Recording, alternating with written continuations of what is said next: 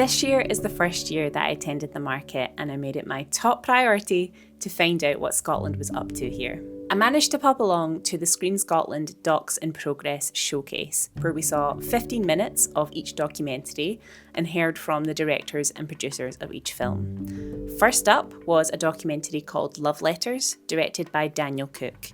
It was a poetic exploration of people in the northeast of Scotland sharing their love letters and stories. It was beautifully refreshing to hear a broad Scots accent on screen and the Doric dialect coming out as well, because this is something that I really want to focus on in my work going forward, and so I just felt very inspired and excited about this. Then we saw a clip from Your Honour, which is directed by Birjan Birol, which was poignant and intense and so moving. It follows a Turkish trans law student who lives under constant threat to her safety. Then we had Everybody to Kenmure Street, directed by Felipe Bustos Sierra. It shows the unfolding of the Dawn Raid and subsequent reactive protests that took place on Kenmure Street in Glasgow in 2021.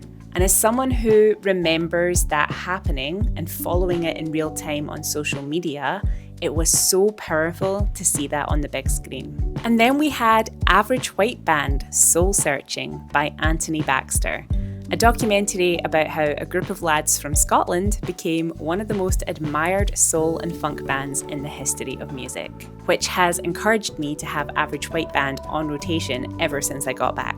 Honestly, the showcase was deeply inspiring for me, and I felt like it put us in the best light. I felt like there was a real buzz around Scottish people and what we have to offer, and to my surprise, after the screening at the reception, there were a lot of internationals who were there because they wanted to see what Scotland were doing. And there's a kinship, I feel, between other nations in Scotland who also have a very indie-led media scene.